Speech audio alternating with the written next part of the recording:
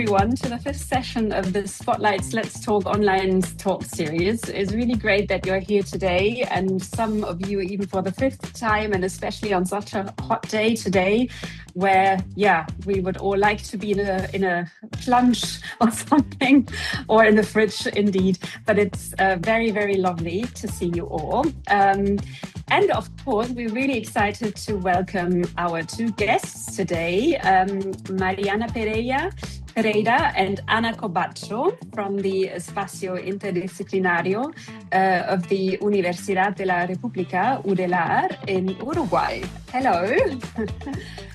And buenos días. Oh, buenos días. Hello. Thanks for the invitation. Great. Thank you very much for being here. I'll also say shortly a bit more about you in a minute. And now first, let me say that this online talk series is organized by the Berlin University Alliance and the Stifterverband in cooperation with the ITD Alliance and the German Society for Transdisciplinary and Participatory Research, the GTPF.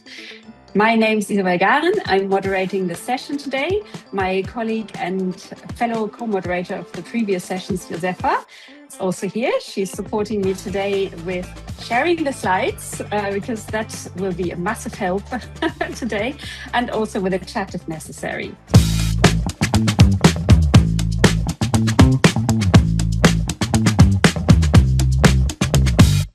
Yes, we have 1 hour approximately to hear at first a short input of 10 to 15 minutes about the Espacio Interdisciplinario and also your approach to TD research, followed by me asking follow-up questions looking at the broader context of supporting collaboration between science and society in your region. And then we have about 20 minutes of discussion with all of you. We are a nice very intimate round today, which hopefully enables a very fruitful discussion. So that's really nice. And please use the chat whenever you have a question or thought that pops into your mind. That is also translated in the captions. Maybe some of you see that, or you can also raise your Zoom hand since we're such a small group today. And if you are able to switch on your camera, that also would feel nice, so that we can feel a bit more of have a community feeling here today, if that's possible to you. And if you would like to type into the chat, perhaps as a small energizer or icebreaker, where are we here today, where are you dialing in from? That would be lovely to see. How international are we today?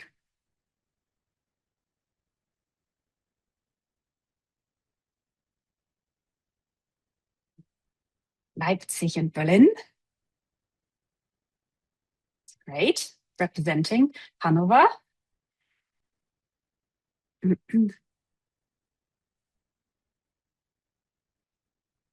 And of course, Uruguay.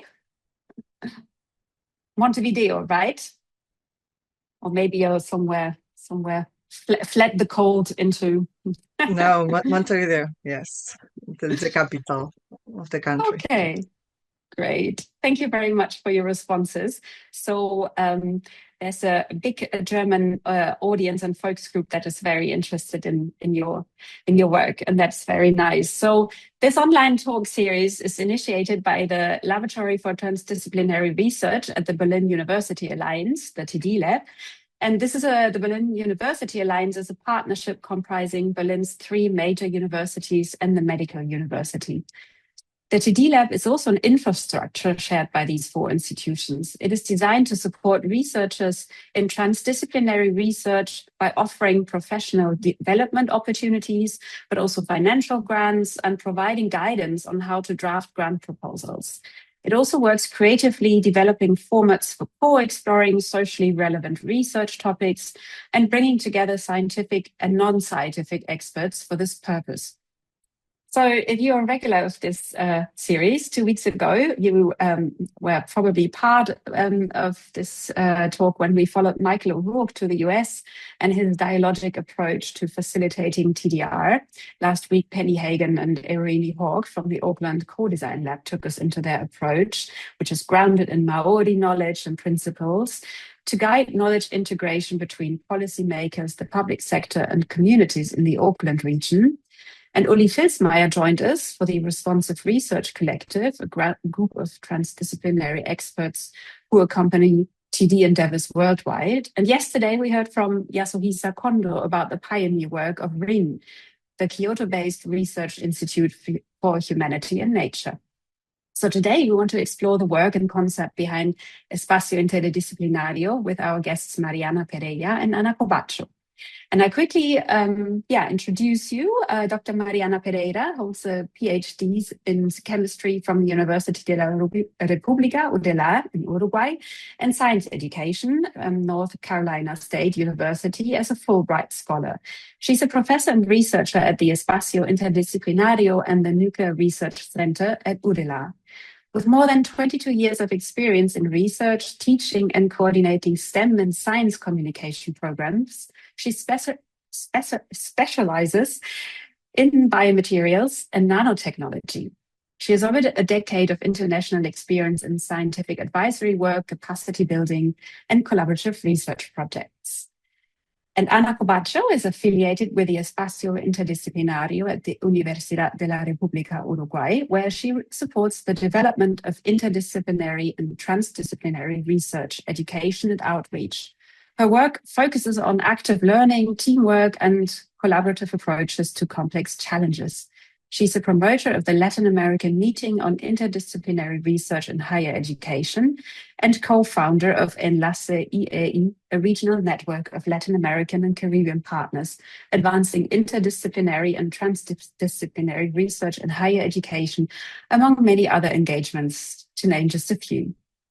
And founded in 2009, the Espacio Interdisciplinario of the Universidad de la República, Uruguay, is an innovative institutional structure designed to address complex problems that transcend the boundaries of traditional disciplines. By integrating the core university functions of teaching, research, and outreach, the EI promotes active collaboration both among diverse academic fields and with social and local actors within a transdisciplinary framework.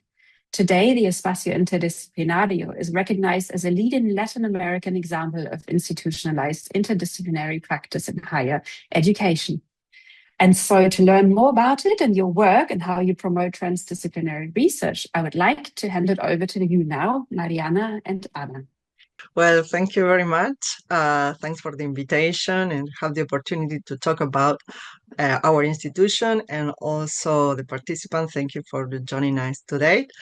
I'm going to share my screen and I hope technology works well today. As Isabel already said, my name is Mariana Pereyra. I work at the academic unit of the interdisciplinary space. Well, to see where we are, well, Uruguay is a small, very small country in South America. We are between Argentina and Brazil, two huge countries. We are on the Atlantic Ocean. The University of the Republic has 175 years, was created at the end of 19th century. We have today 160,000 students. It's huge. It's the biggest public university in Uruguay. We have 12,000 faculty also. And our institution, the interdisciplinary space, is across all the college and all also the regional centers that we have distributed across the country.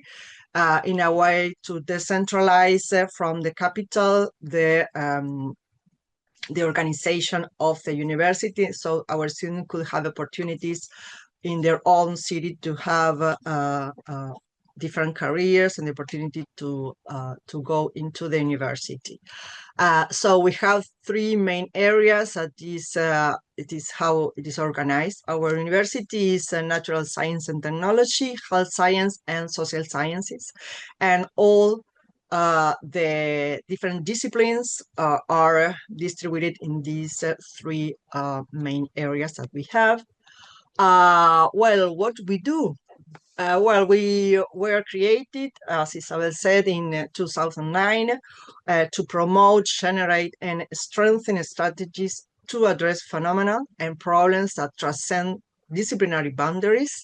One of the structures that is typical for Latin American university, most public university, is we have three core functions. All the faculty have to do research, teaching, and extension. So it's not just some do research and others teaching. So we have to do all together. It's not easy. And the extension, we use the conception from the Latin American extension, that is the work with the community, trying to transfer our knowledge from the university into the community. But the difference that we saw is that it's not necessary to be interdisciplinary work. So sometimes you have different disciplines that go into the community and different places, but they work sometimes separated in their own field of work. So it's a distinction from what we do at the interdisciplinary space. What we do to promote the interdisciplinary and transdisciplinary work is first we have fundings, competitive fundings, that we have different ways to give the community from the university to develop projects. We have from seed funding that are just people that want to work together, to centers that have more years, and I'm going to explain a little more now. We have also the teaching and learning and higher education for faculty, graduate, and undergraduate students. And we have also the academic events that we organize in Uruguay, also in different countries. We promote the Interdisciplinary Congress, Latin American Congress, and Interdisciplinary Research and Education, that this year is going to be in Chile. So we created this from the interdisciplinary space to have a way to share experience from Latin American countries about the work they do in inter and transdisciplinary research and teaching also. One of the things that we participate and was very interesting, that was organized for the ETD Alliance and also from the National Science Foundation from the United States, was the Transdisciplinary Workshop Series that was developed in 5 regions of the world. We work on the Latin America networks, and we organize 2 workshops. And one of the things, more interesting things that we saw there was that how the use of words. I mean, the Spanish is very rich language, and sometimes to mention one approach of research, we have different words. And what we identified that in Latin America, for example, instead of use transdisciplinary research, they use the words like participatory action research, collaborative action research, co-design, co-construction, co-creation, and then don't use explicit transdisciplinary work. Because we have a long tradition for decades to work in the community, and people are organized and they call things from the way they do the practice, because most of the work they do is on the territory, is more practical work than to conceptualize or more theoretical work in these studies. So then they start mention things at the way that they do this kind of collaboration and research. We also have about our competitive funds. We have different centers and nucleus that have different topics. Here are the competitive funding programs that we have since 2009. We have these fundings for just starting working, and then we go through different fundings that you can go to strengthening the work that you already have doing with a group of researchers. We also have nucleus that are for 30 months, and centers are the biggest funding, and it's 60 months. We have 16 centers that are very diverse, the topics that they work on. They work on food, they work on elderly people, they work on gender, so climate change. This is very different, the group that we have. And also one of the interesting things is that they work also in public policy. So mainly the centers collaborate with the government and different agencies in our country to create a public policy also. One of the things that we learn during these years is that we create a community of practice for evaluation. Evaluated projects are very difficult because you have to understand what is and how it looks like the interdisciplinary work and transdisciplinary work through a project. So what we have done across the years was integrate people from the three areas. Here is the different calls that we have for fundings. And across the years, we have integrated the three main areas. So the people that participate in the committee of evaluation came from the three areas. So they have to negotiate, they have to establish how they are going to evaluate this work. And also we have across the years different integration of practitioners. We start from the prominent academic that were those that organize the interdisciplinary space, and across the year we were incorporating people that have already fundings from our programs, so they already know how it is to work in interdisciplinary research and teaching. And also the academic unit, we are only 8. So one of us have the responsibility to lead this committee in the different programs, because we have the experience and we have the big look at how the projects are, and for this accumulation of years of experience that we already have. We also have this paper article that is going to be published in Interdisciplina, that is a journal from the University of Mexico that is in press about this work that we have done. And also here we have an example of what happened during pandemic. We organized an online congress to see how was the collaboration among institutions, from public, private, from government, from companies, from university, multilateral organizations. How was this collaboration during pandemic? So in the right, you can see this graph that looks how the interinstitutional collaboration was. The number 7 is the University of the Republic. Mainly have a collaboration with all the sectors that we identify that were from the health minister, health, public and private sectors, government, ministry, non-educational university.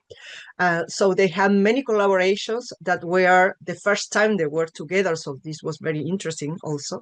And on the right, I have we have this interdisciplinary collaboration, which are to see how people connect each other, how institutions work. So here we have the different college, for example, from the university, and how works with other institutes, other international universities, other also companies and the government. We identify 5 clusters. And also, if you want to know more about this work, that was pretty interesting. We had in press another article for the Interdisciplinary journal that also is going to be published in September also, because it's a special, it's going to be a special issue from the work that we do in interdisciplinary space. And that's it. It's your turn, Anna. Okay, so I'm going to tell you now about our work that we have done over 10 years now on teaching and learning and what strategies we have used or we have developed. Next, please. We have created a program, a specific program that is the PROESIT, that is Inter and Transdisciplinary Higher Education Program. And we have different types of courses and develop programs, trainings that at the level of undergraduate, postgraduate, and faculty. Next. In this one, and I'll ask you, Mariana, to show what I'm saying so we can explain this better. Yes. The main point for in our training program is that we develop a strategy where faculty and students engaged in the same learning experience. So they have to experience that to teach it, to be able to teach it later. So the program has three main strategies. That is interdisciplinarity, because both teachers and students work in teams that are formed by people coming from different disciplines or careers or areas of knowledge. It's intensive because we work in a week or 2 weeks. Now it's 1 week, 8 hours a day for 5 days. So it's immersive. So it's time consuming and there's no escape. And that makes a big difference. And it's integrated because, of course, we work with interdisciplinarity, with knowledge on teams, the science of team science, problem-based learning, academic motivation, team building, and stress management. In the bottom, you can see how the teaching, training, and the students' training is exactly the same shape. They have the same activities, except that for teachers, the content is on problem-based learning and how to do it. And for students, they actually work on a problem-based learning specific content. On the right side, you see an image of different types of courses for students. So the type of content depends on what is the course about, okay? For the teachers in the training, what they do during the main part of the course is to work in teams to develop a problem-based learning activity that needs to be addressed by interdisciplinary work. For students, they actually solve that problem-based learning activity also in teams. So as you can see, the teachers train in the same way that then later they train students. Next slide, please. So this idea of training teachers and students in the same way took us to another level that is this cycle. Now we are we're in the birthday 10 years right now of doing this type of work, and it took 10 years to build all the parts to work together. And there are three main points. That is continuity of the experience, generation of community of practice, and to strengthen the knowledge transfer between the different levels that we work with. The next slide. So this cycle starts in the green part on the top, where inter and transdisciplinary funded projects that, as Mariana said, have integrated research, teaching, and extension, sent a team of faculty to join the immersive teaching training. During this immersive teaching training is what we just said. It's a whole week working together. And in this training, we have faculty coming from the 3 different areas of the university. It's very mixed, and that's the idea. The more, the better. The more diverse, the better. During that immersive training, they work in teams to generate a problem-based learning activity that then later teach in the bottom part, where we have 2 things happening at the same time: the teacher's practice of the experience and an immersive student training. And in the left side, you can see that a team of students, a team of faculty that comes from an interdisciplinary team teach in different groups of students that also are very diverse teams that come from very different careers. For example, in this pie in the left side, we have students from 3 different areas that were coming from 14 different careers. So it's really, really diverse. So during this experience of students and teacher practice, they work to solve the problem-based learning activity that was generated by the teacher team. The next level is mentoring, is where teams of teachers mentor some student teams. And this is, in this step, what happens is the implementation. Is the implementation of whatever they solved in the previous step. Now they work to actually make it happen. Not just in a theoretical way, but to really make it happen.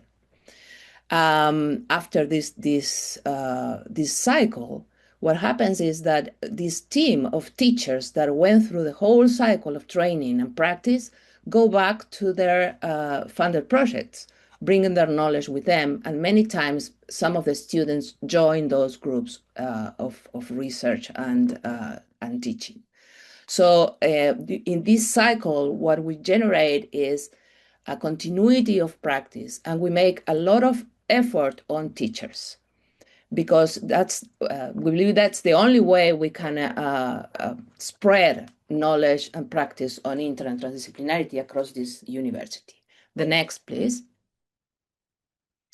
So what we have seen in terms of impact over the years is the impact of teacher training and how important is for us to keep an eye on the practice of teachers. And that's why we created this cycle.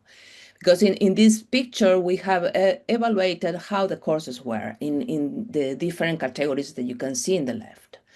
And we have seen is if you have a very good course taught from these type of courses that we generated, you will have this pattern on the top, blue, the orange, and the green pattern on the characteristics of this course. So in the pilot, you have a lot of student-centered teaching and learning. And then in the very right, you have a control that is a typical course of the university. So you can see that there's a different pattern of teaching because they emphasize different type of activities. So what we have experienced is that if we do not pay a lot of attention on the teacher's practice, there's a tendency, as the arrow is showing in the bottom, to go back to what they know. So their tendency is to start to modify the structure of the course, tending to have much more theoretical teaching than actual student-centered practice. So that's why we generated this cycle to have not only the training, but to have experiences with students that is supervised by the Espacio Interdisciplinario. So they actually keep the student-centered activities and do not go back to what is more comfortable for them. The next slide. And this is the impact on students' course experience. There are different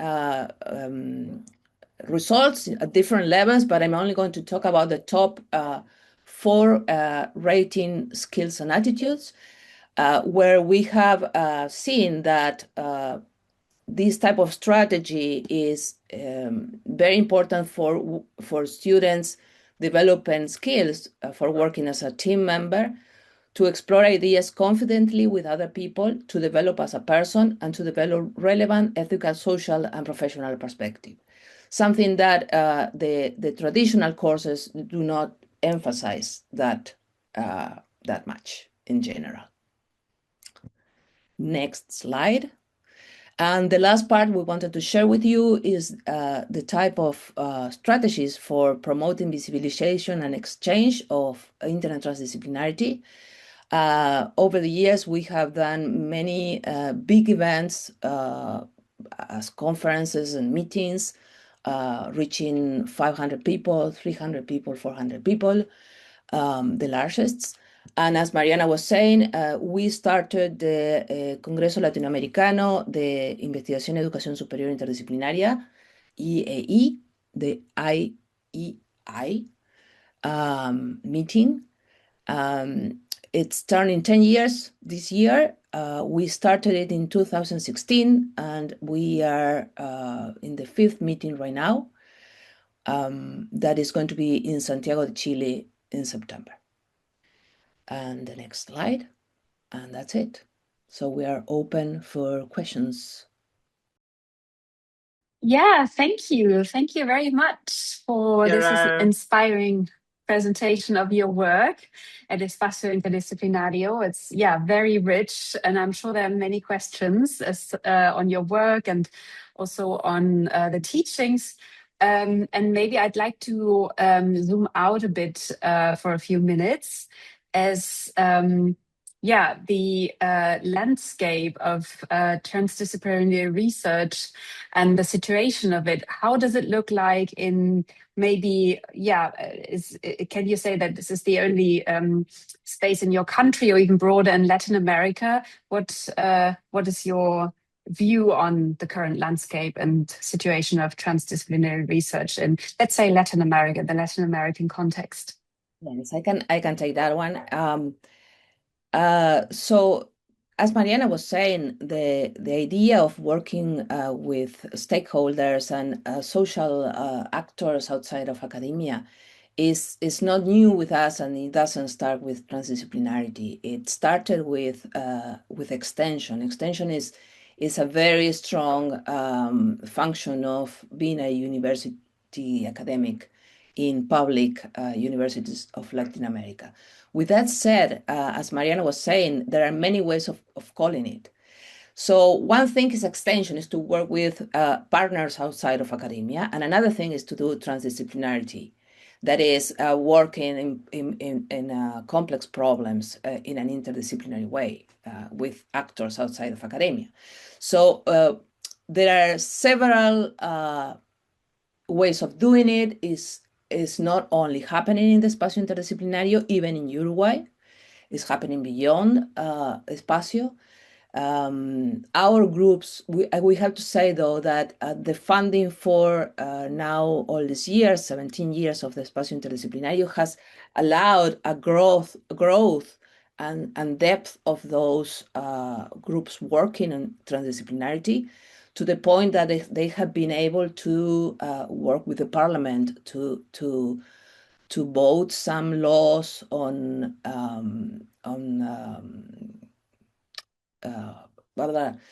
for example, eating habits. For example, they were able to support the change of some aspects in selling products.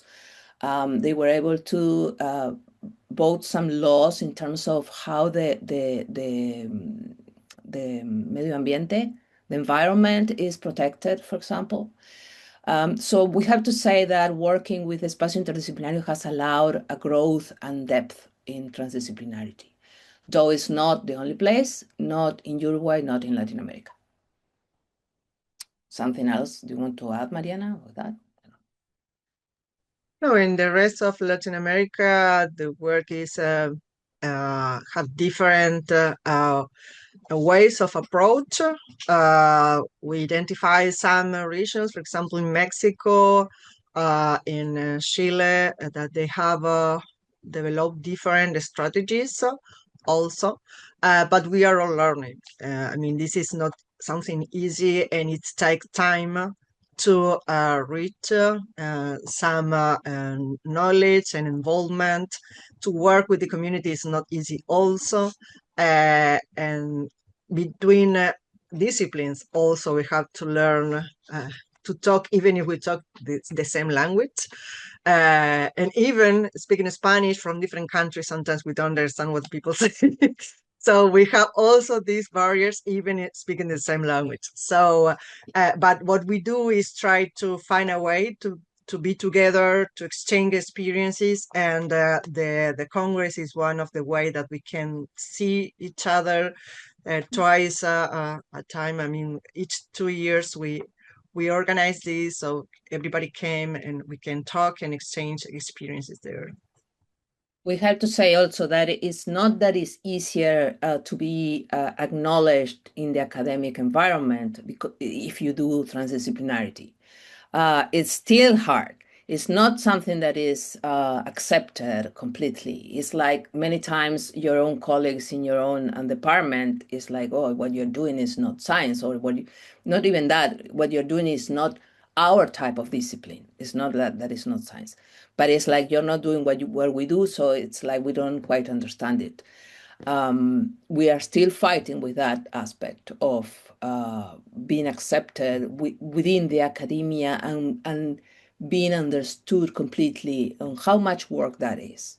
Many times it's much work than just publish a paper in your discipline. Yeah, absolutely. And I think in the series, many have talked about this as well, that, there's still challenges in the way of how a transdisciplinarity or the interdisciplinary, whatever concept is perceived also within the academic world in itself. And maybe a follow-up question on that. Do you think international exchange or networks can help in this regard? Yes, certainly. We have been working on this, the development of a Latin American and Caribbean network for many years now. That is actually the network that supports the IEI, the EAE conference. And actually we have it's really amazing how working regionally starts to get stronger with the years, because we are isolated in our own universities. In spite of doing all this work, we're still quite isolated.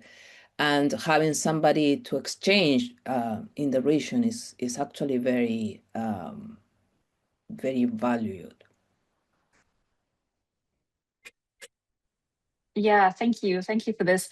And of course, as always, I would like to open the discussion to everyone now. I see that Sorka has posted now a question as well. So please, if you have questions to Anna and Mariana, please post them into the chat. That will help us structure them. And in the meantime, I will also read Sorka's questions. Do you have ideas or even mechanisms on how to expand the immersive teaching, training, and mentoring by collaborations with experts from outside of academia? And can you elaborate on methods you use to assist these settings? We actually have, we don't use the same type of immersive program because it's very hard for other people to join this type of time-consuming thing. However, we are able to work in workshops with different situations, for example, and it's not necessarily teaching, but actually trying to address problems where they participate. For example, we just worked with one of our centers, that is the Center for Alimentación y Bienestar, that is well-being and alimentation, food. Well-being, that they are trying to pass a law on the right to eat, to eat food, but good food, not just food, like the right food. So they had to do a consultation in society and different organizations, social organizations, and the government to be able to write this law in a way that included everybody. So we were part of these workshops where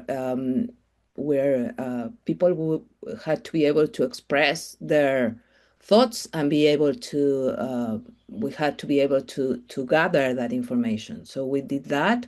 We're doing one also with the government the ministry of, I would say, I don't know how to translate it, but it's the one that works with people well-being and is able to give funding for different supports for people. So we do not do training to people outside of the university, but we do participate in this type of thing that is allowing their voice to be heard. Though also we have some training of the students that go out of the university to do things. That part we support. And we also have a workshop for transdisciplinary project that came people that are working in different outside the university, for example, in government, in different regions also in Uruguay.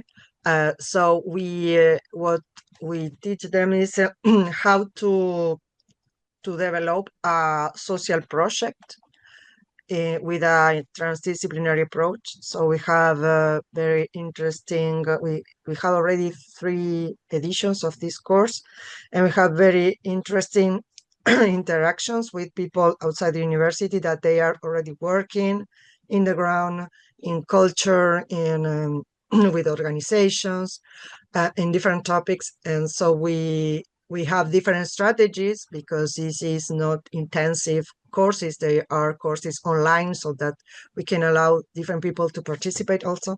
But we are introducing our methodology to focus in this development of project and how to present, for example, for fundings and to the government, etc. Yeah. I want to add also that course, I was not thinking about that one because it's also a postgraduate course too. So it's both things. And many of these students doing grad students are also working outside of the academia, and they are trying to merge both things. So it's not open to anyone. We don't have that skill yet. Thank you. Thank you for your answer, for elaborating on this. We have 3 more questions in the chat. So I continue with the question from Adelheid, who is coming from a funding organization herself and is interested in where your funding comes from mainly. Is it public or private funding? Mariana? It's public fundings. It came from the university. The university receive the fundings from the government, and then they distribute inside the organization. So we have a part of this funding to develop all of this work, but mainly is from public fundings, yes.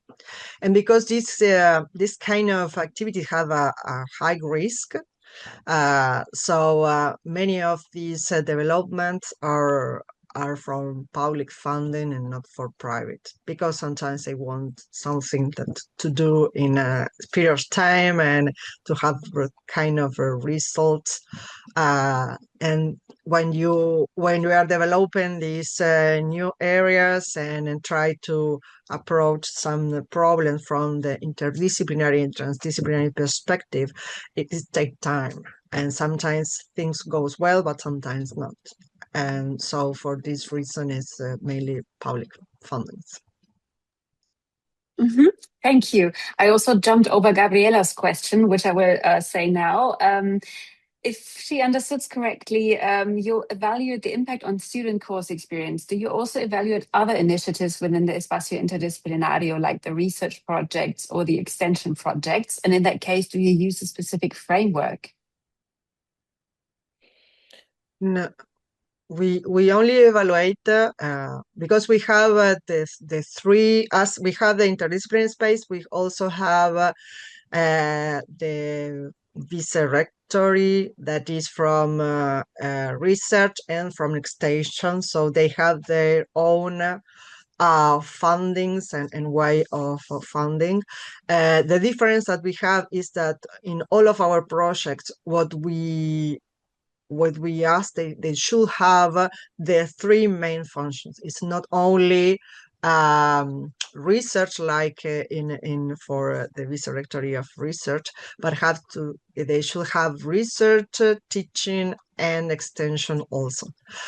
So our framework for evaluate is different. For this reason, we have all of these community of practice that we have organized during the years to teach people how you identify that a project is interdisciplinary or transdisciplinary, what you have to look in that. And it's different from the research perspective only, or from a project from extension, or even from education that we also have. We know, but the other Vice-Rectory have funding from also for teaching.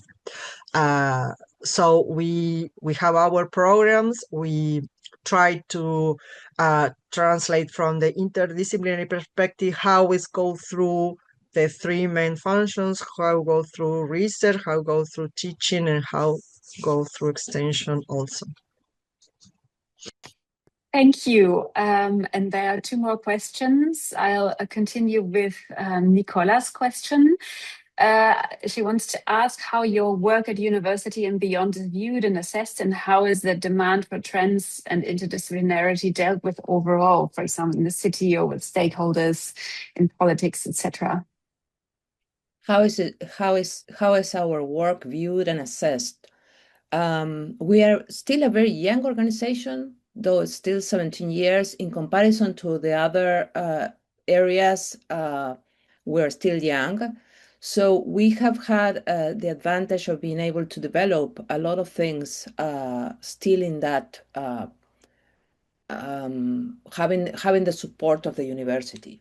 And how is it viewed? We're still struggling on how we are viewed. It's the same idea of faculty doing inter and transdisciplinarity. Though we have developed different ways of showcasing what we do, is still a struggle to be seen in the different schools by the more disciplinary academics. And the other part of the question, when it says about how is the demand, sometimes the stakeholders, politics, don't know that they need an interdisciplinary approach to do things.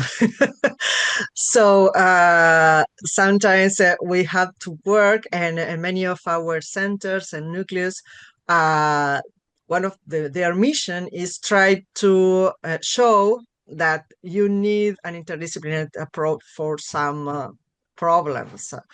And it be climate change, urbanization, production in the country. I mean, there's many things that you need interdisciplinary approach, but sometimes even the people that have the problem don't know that they need an interdisciplinary approach. And most of the work that have our groups is that they sometimes have to work a lot with the community to understand what is the real problem that they have. Because sometimes they think they have one problem, but when you go through these cycles of intervention and asking questions and involving the community, you realize that sometimes the problem was other things.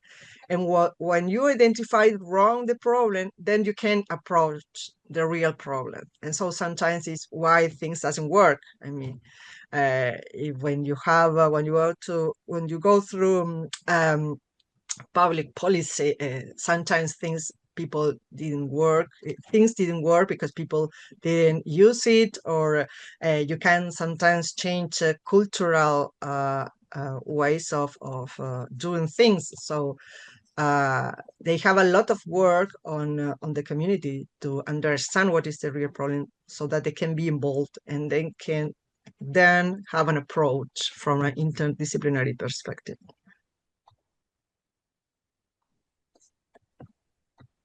Yeah, thank you. Let's come to the last question, or the almost last question for today from Katrin. Do you have experiences with international cooperations in collaboratively developing problem solutions in the extension projects? And how does it influence the transdisciplinary research and teaching work, and also the long-term partnerships with the communities?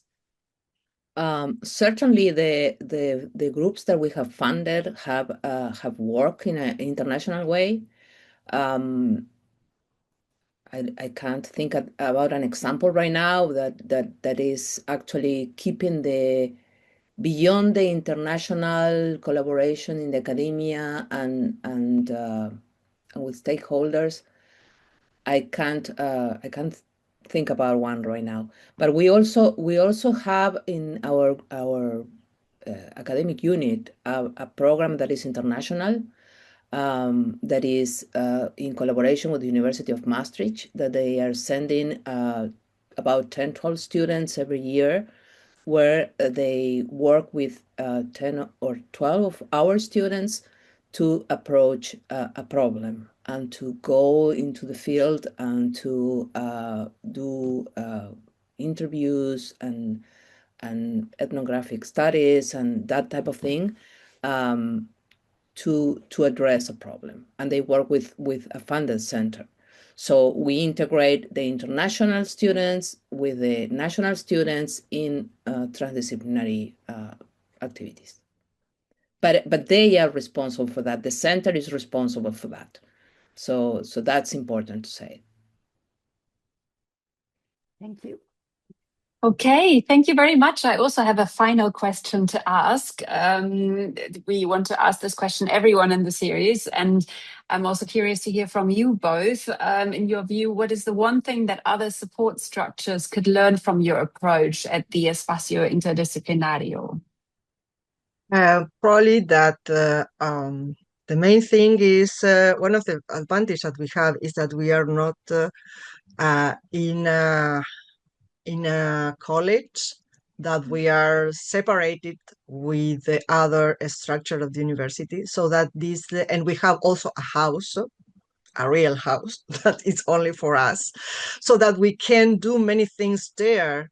And you are not, your colleagues are not judging what you are doing. So this led us to prove and experience many different methodologies and things. And then when we have all published, then we say, okay, we are doing this. But previous of that, we have to struggle. We see this in our groups, that they struggle, that their own college understand what they are doing and how you are publishing with so many people. If you are, this is your field and this is your discipline, and you should publish in this way. So, and the evaluation of teachers, our researchers and teachers, our faculty is they have an evaluation of also what they publish and what courses they do. So to have a specific funding that you can organize and manage, and a place that that doesn't depend on a faculty or another center, things like that, let you work more freely, and you can prove many things and let this go, because it's had time also to develop a structure and to convince people that you are doing good things. Yes. To be a neutral and protective space. Okay, great.